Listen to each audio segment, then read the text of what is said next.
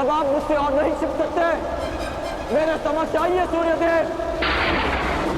जीवन के आरंभ से हर प्रातः मैंने आपको तर्पण किया, उसके लिए बाहर आइए। मैंने सदा आपका सम्मान किया, उसके लिए बाहर आइए। आपके कारण जो मेरा अपमान हुआ, उसके लिए बाहर आइए। एक कवच कुंडल मुझे देकर भी मेरे मन को जो भेदा है आपने, उस पीड़ा के कारण बाहर आइए।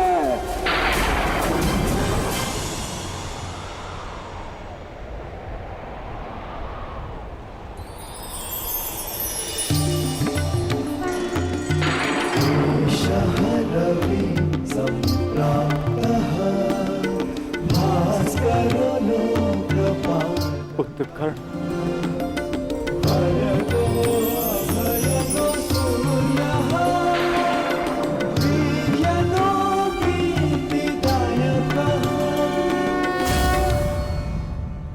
मैं ये तो मैं जान गया कि मैं आपका पुत्र हूं। आगे कहिए सूर्यदेव।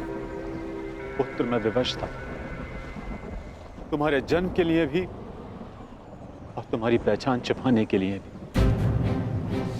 महर्षि दुर्वासा ने देवी कुंती की सेवा से प्रसन्न होकर उन्हें यह आशीर्वाद दिया कि वो जिस भी देवता का आवाहन करेंगी वो उन्हें पुत्र देंगे। देवी कुंती बालिका थी, उन्हें लगा कि कहीं ये वरदान मिथ्या तो नहीं, और उन्होंने खेल खेल में मुझे ये आह्वान दिया और वरदान से विवश होकर मुझे उन्हें अपना अंश देना पड़ा।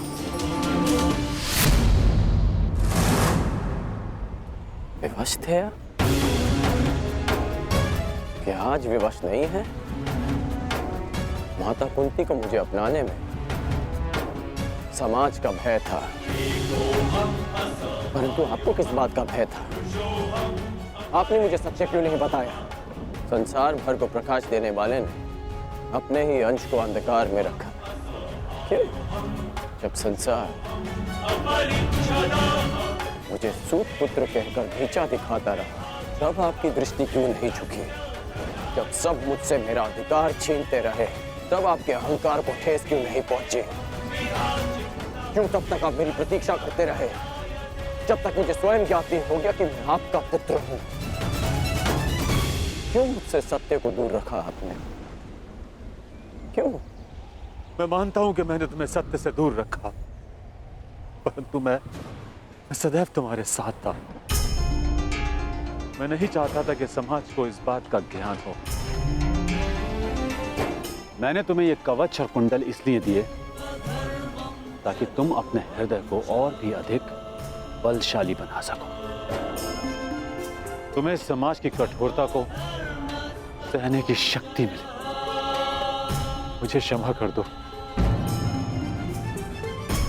आपके अश्रु मुझे सांत्वना नहीं दे रहे, अपितु भान करा रहे हैं कि मैं आपके लिए केवल एक फूल के अतिरिक्त और कुछ नहीं था।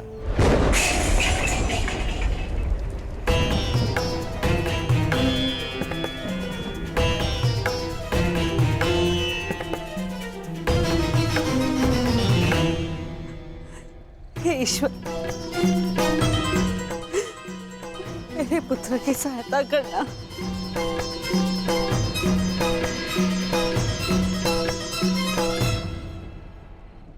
जो स्वयं की सहायता करना जानते हैं, ईश्वर भी उन्हीं की सहायता करते हैं बुआ।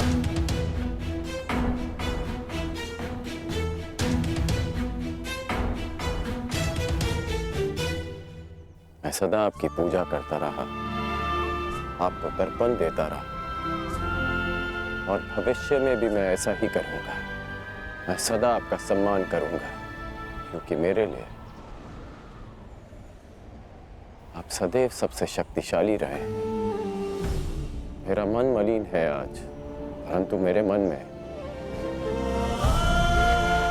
आपके प्रति कोई मैल नहीं। एक बार अपने मुख से आपके जाने का समय आ गया है। कल प्रातः आपको सबके जीवन को अंधकार से निकालना। विश्राम कीजिए पिताश्री। कल्याण हो तुम्हारा। ऐसी अवस्था में भी तुमने अपने पिता को तृप्त किया। धन्य हो तुम दानवीर कर्ण।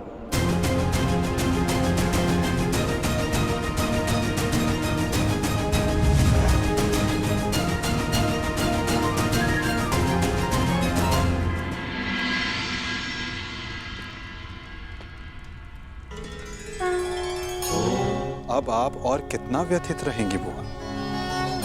आप अपने कर्मों को संसार से छिपा सकती हैं, परंतु अपने कर्मों के फल को आप स्वयं से और कितना छिपाएंगी? अपने कर्मों का सामना प्रत्येक को एक ना एक दिन करना ही पड़ता है बुआ।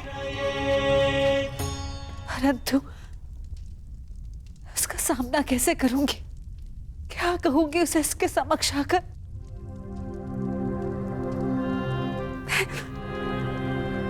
मैं कैसे उसे समझाऊंगी कान्हा? क्या ये सब इतना सरल है? यदि सब कुछ इतना सरल होता तो जीवन जीवन नहीं होता बुआ। मनुष्य को अपने भय का, अपने अतीत का सामना करना ही पड़ता है, और ये भेंट जितनी शीघ्र हो, मन से बोझ उतनी ही शीघ्र उतर जाएगा बुआ। जाइए बुआ, समय आ गया है सत्य का सामना करने का। समय आ गया आपको आपके ज्येष्ठ पुत्र से मिलने का।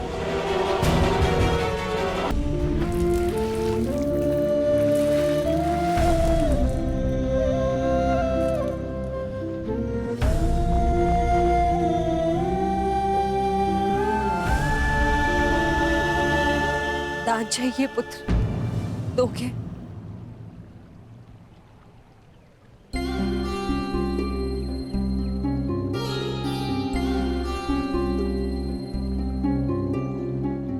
सुना है, प्रातःकाल सूर्य को अर्घ्य देते समय यदि तुमसे कोई कुछ भी मांगे तो तुम कभी मना नहीं करते, उसकी इच्छा पूरी करते हो। इसलिए मैं भी कुछ मांगने तुम्हारे समक्ष आई हूं। क्या इस दुर्भाग्यशाली माता को क्षमा दान दे पाओगे पुत्र?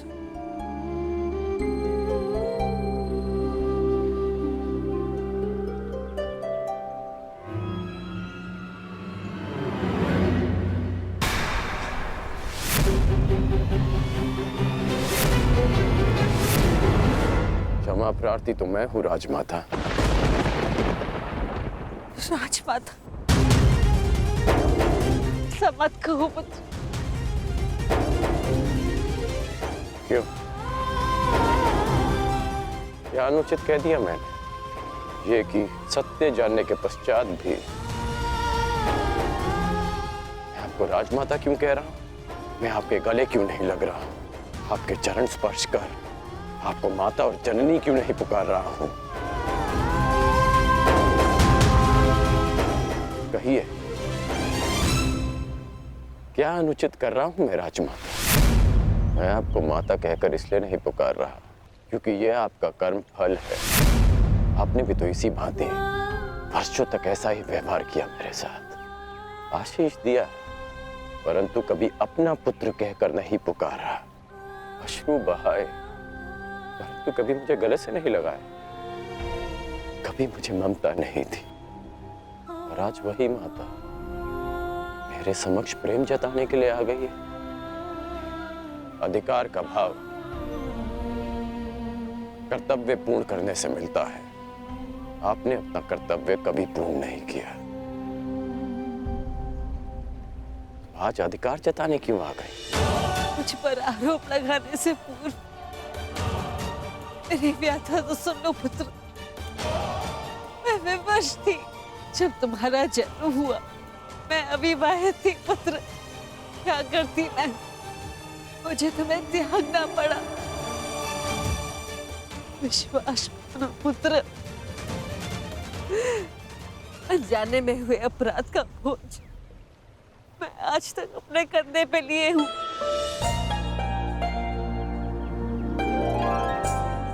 आपने अपनी व्यथा तो कह दी, परंतु मेरा क्या दोष था? एक बालक जिसने अपनी आंखें भी पूरी तरह नहीं खोली थी, उसके जीवन में आपने सदा के लिए अंधकार कर दिया। एक नवजात को गंगा माँ की भेंट चढ़ा दिया आपने। क्या आपने ये भी नहीं सोचा कि वो जीवित रहेगा या वो मर? कि यदि वो बच गया तो संसार उसे किस नाम से पुकारेगा? समाज उसे कितने ताने देगा कि उसका जीवन जीते जी नरक बन जाए? ये भी नहीं सोचा हमने।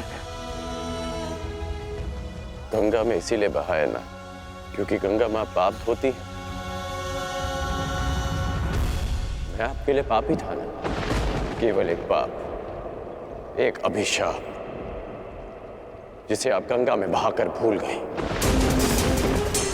आश्चर्य की बात यह है कि कभी आपने मुझे खोजने का प्रयास नहीं किया, कभी ये जानने का प्रयास नहीं किया कि मैं जीवित हूं या मर गया।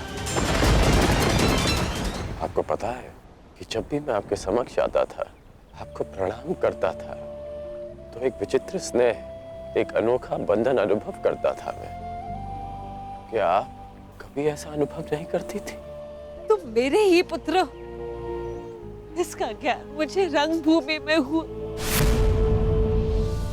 परंतु फिर भी आप मौन थी। ये जानने के पश्चात में आप समझा कि तब आपके समक्ष एक और प्रश्न आकर खड़ा हो गया कि युवराज पद की होड़ में प्रदा कर रहे अपने सारे पुत्रों को कैसे बताएं कि जिसके कुल का वो अपमान कर रहे हैं वो उनका ज्येष्ठ भ्राता है। हस्तिनापुर के समक्ष ये सत्य कैसे बताएं कि मैं आपकी प्रथम संतान हूं? बोलिए राजमाता, ये आज अचानक क्या हो गया? ऐसा मत कहो पुत्र। मैं नहीं चाहती कि मेरे पुत्र एक दूसरे का रक्त बहे। मुझसे सहन नहीं होता पुत्र, मुझसे सहन नहीं होता। समझ गया कि आप यहाँ मेरे लिए नहीं, अर्जुन के लिए आई। कि आप मुझसे क्षमादान मांगने नहीं, अर्जुन का जीवन दान मांगने आई थी। अर्जुन का जीवन दान मांगने आई। आप यहाँ इसलिए आई कि मैं अर्जुन का वध ना करूं। ऐसा मत कहो पुत्र। मैं नहीं चाहती कि मेरा कोई भी पुत्र एक दूसरे का वध करे। ठीक है, समस्त हस्तिनापुर के समक्ष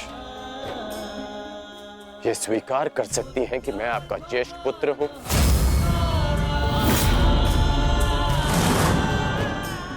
पता था मुझे कि कोई उत्तर नहीं मिलेगा। मेरे जीवन पर अनेक बार संकट आया, तब आपकी ममता नहीं जागी। परंतु आज जब अर्जुन के जीवन पर संकट आया, तब आप अपनी लज्जा, अपना सम्मान सब भूलकर मेरे पास आ गए।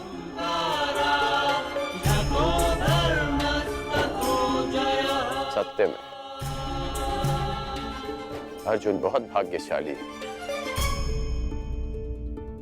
कि उसे आपकी ममता मिली। मैं भले ही अर्जुन को युद्ध के द्वंद्व में हरा दूं, परंतु आज उसने मुझे ममता के द्वंद्व में हरा दिया।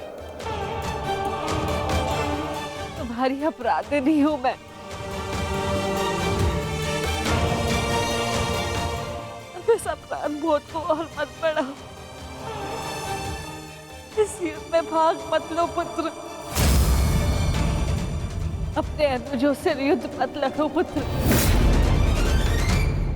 बस एक बार कह दो कि तुम मेरे पुत्र हो कर्ण। हाँ, मैं आपका पुत्र हूं,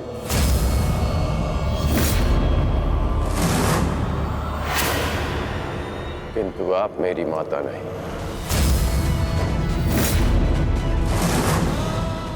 सदा स्मरण रखिएगा राजमाता कि इस सूत पुत्र की माता का नाम राधा है। मैंने अवश्य कौंतेय बनकर जन्म लिया, परंतु संसार मुझे सदा राधे कर्ण के नाम से जानेगा। मैं सूर्य पुत्र कर्ण हूं, किंतु मेरे पिता का नाम अधिरथ है। मुझे स्वयं को सूर्य पुत्र के स्थान पर सूत पुत्र कहने में अधिक गर्व अनुभव होगा। आप माता हैं अर्जुन की, सभी पांडवों की, क्योंकि आपने उन्हें पाला पोसा, बड़ा किया, प्रेम दिया। और आश्चर्य की बात तो यह है कि आप आज भी उन्हीं की माता बनकर इस सूत पुत्र राधे कर्ण के पास आई हैं, यह आश्वासन पाने कि आपके पुत्र सुरक्षित रहें। मेरे द्वार पर आए किसी भी याचक को रिक्त हाथ लौटने नहीं दे सकता मैं राजमाता। मैं आपको रिक्त हाथ लौटने नहीं दूंगा। मैं वचन देता हूं कि इस महाभारत के पश्चात आपके 5 पुत्र जीवित रहेंगे, केवल 5। यदि अर्जुन ने मेरा वध किया तो भी, और मैंने अर्जुन का वध किया तो भी। यदि अर्जुन मेरे हाथों वीर गति पाता है तो मैं सब कुछ छोड़कर आपके पास आ जाऊंगा। मैं वचन देता हूं कि अर्जुन के अतिरिक्त आपके किसी पुत्र का वध नहीं करूंगा मैं।